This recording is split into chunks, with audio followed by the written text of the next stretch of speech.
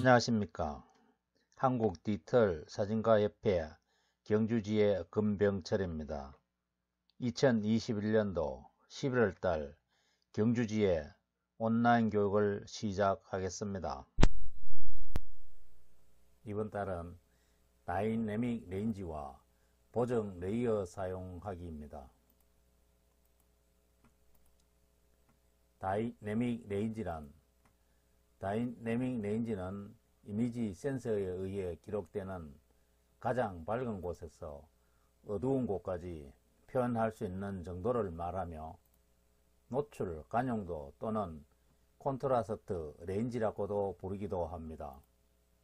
사진 매체별 다이내믹 렌즈입니다. 인간의 눈이 인지하는 다이내믹 렌즈는 10,000대 1 정도입니다. 현재 사진 매체들은 이러한 다이내믹 렌즈를 커버하지 못합니다. 흑백 필름의 경우 약 4096대 1 12스톱, 컬러 필름과 프린트는 6스톱입니다. 디지털 카메라의 이미지는 5스톱이지만 후보정이 가능하기 때문에 다이내믹 렌즈를 쉽게 조정할 수 있습니다. 다이내믹 렌즈의 한계의 극복 방법입니다. 노출 부족 촬영이 기본입니다.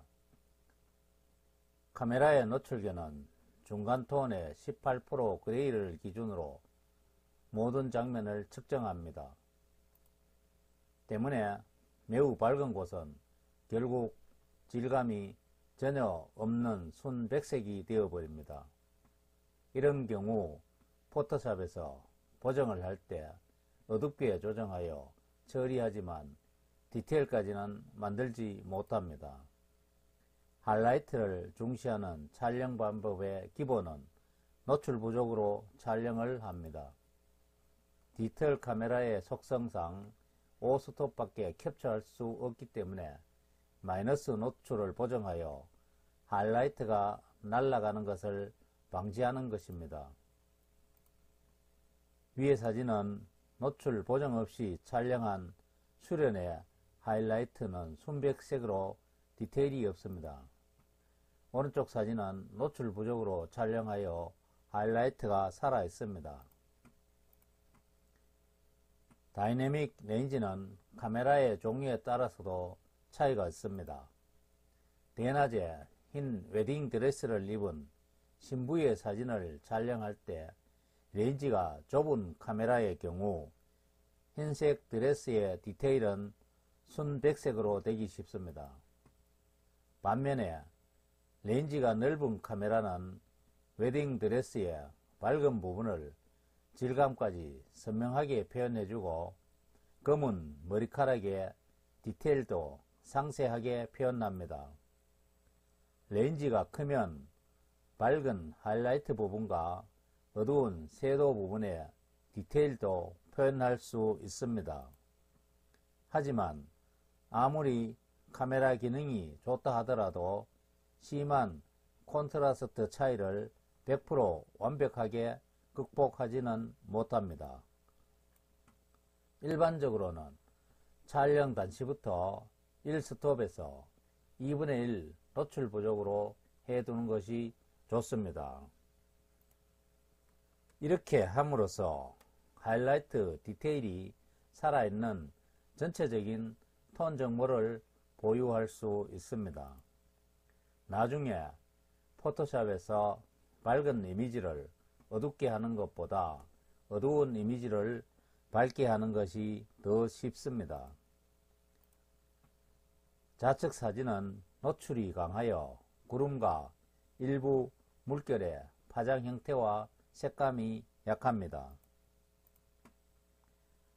로우 파일에서도 마찬가지로 마이너스 노출이 기본입니다. 일부는 로우 파일의 경우 로우 파일 대하상자에서 노출을 조정할 수 있으므로 대충 촬영해도 된다 하지만 사실은 그렇지 않습니다. 처음부터 지나치게 하이라이트를 날려서 촬영하면 로우 파일 대화 상자에서 노출 슬라이드를 조정해도 디테일 하이라이트가 회복되지 않습니다. 위의 사진은 로우 파일로 노출 부족으로 촬영한 사진입니다. 위의 사진은 포토샵으로 하이라이트를 살린 사진입니다. 따라서 로우 파일의 경우에도 촬영할 때는 히스토그램을 확인하면서 촬영하는 것이 좋습니다. 히스토그램을 확인할 여유가 없을 경우에는 일단 노출 부족으로 촬영을 하여 하이라이트를 살려야 합니다. 카메라 내부 기능 설정은 신중하게 해야 합니다. 다이내믹 레인지에 영향을 주는 요인으로 디지털 카메라의 이미지 센서 방식, 크기, 노이즈 신호, AD 변화의 우수성, 감도 등 다양하게 있습니다. 카메라의 내부 기능으로 채도를 높이거나 샤프닝을 하거나 콘트라스트를 증가하는 설정을 하면 이미지의 톤 수치를 낮추어 레인지가 좁아집니다.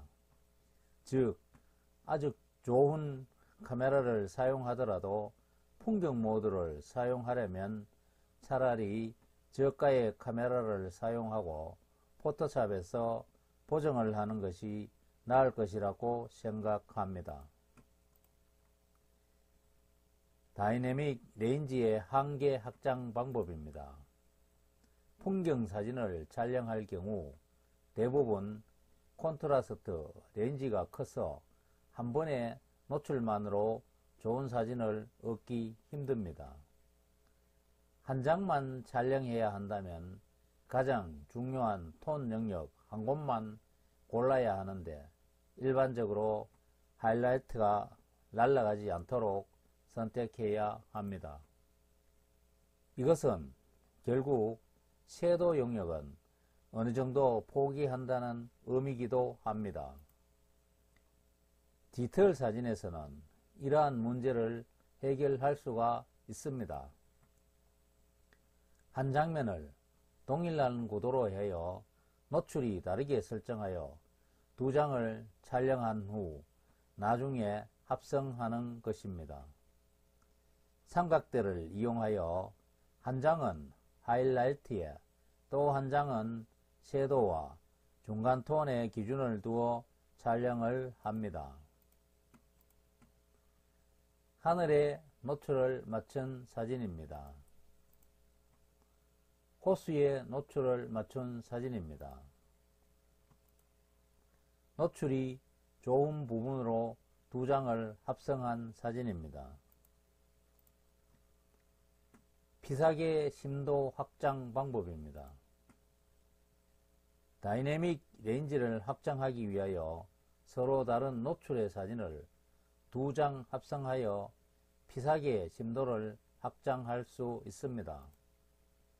앞과 뒤에 있는 피사체를 모두 선명하게 표현하려면 조리개를 최대한 조여야 하는데 이 경우 속도가 떨어지기 때문에 삼각대를 반드시 이용해야 합니다.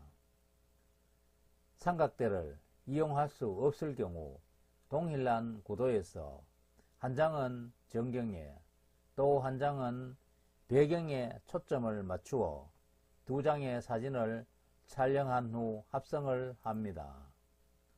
전경과 배경 사이에 명확한 경계선이 있다면 나중에 합성하기가 쉽습니다.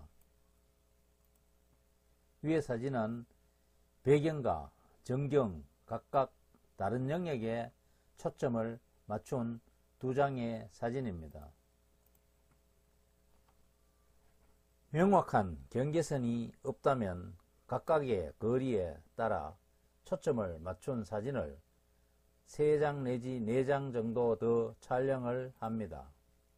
특히 접사렌즈는 조리개를 최대한 조이더라도 접사 렌즈의 특성상 한계가 있기 때문에 응용하면 아주 좋습니다.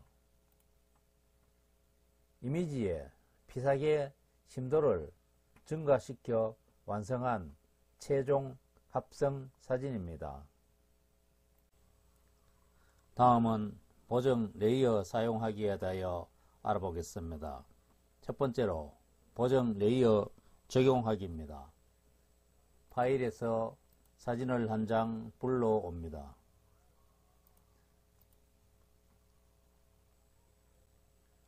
열기를 합니다. 그러면 오른쪽에 원본 이미지 레이어가 생기는 것을 알 수 있습니다. 제일 밑에 오른쪽 하단에 누르면 단색, 그레이트, 패턴, 명도, 레벨, 곡선, 노출 이렇게 쭉 선택 색상까지 있습니다. 여기에서 레벨을 선택하여 밝게 보정하여 보겠습니다. 이렇게 밝게 보정이 되었습니다.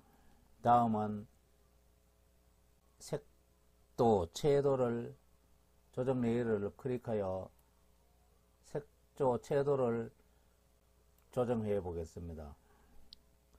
채도를 높여 봅니다. 그러면 좌측 사진의 채도가 높여졌습니다. 다음은 흑백을 선택하여 흑백으로 보정하여 보겠습니다.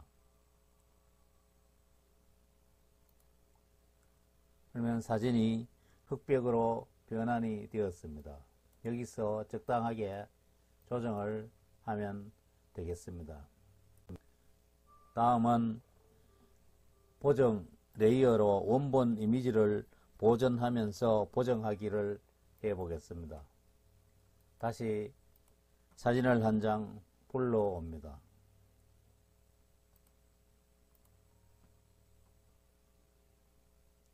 열기를 합니다. 다시 우측에 조정 아이콘을 눌러서 밝은 부분과 어두운 부분을 보정하기 위하여 레벨을 선택합니다. 레벨을 선택해서 좌측에 섀도우 부분을 17로 합니다. 가운데 미드톤을 1.3으로 합니다.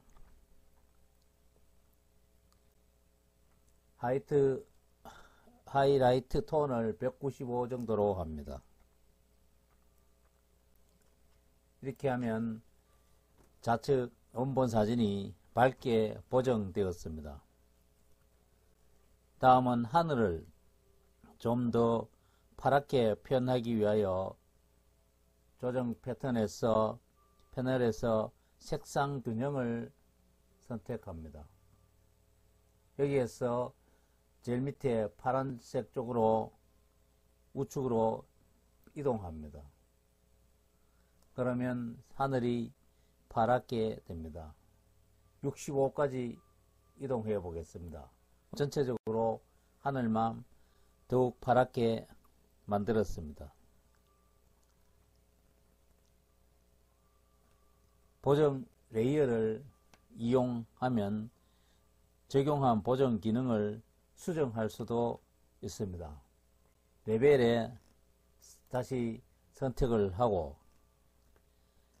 미드톤을 오른쪽으로 조금 더 움직이면 하늘색이 짙어집니다.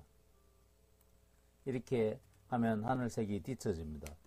색상 균형도 다시 선택하여 다시 조정할 수가 있습니다.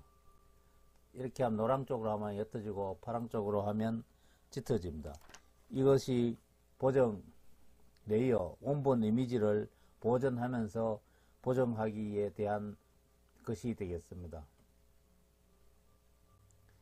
이상으로 한국 디지털 사진가 협회 경주지회 11월달 온라인 교육을 모두 마치겠습니다. 감사합니다.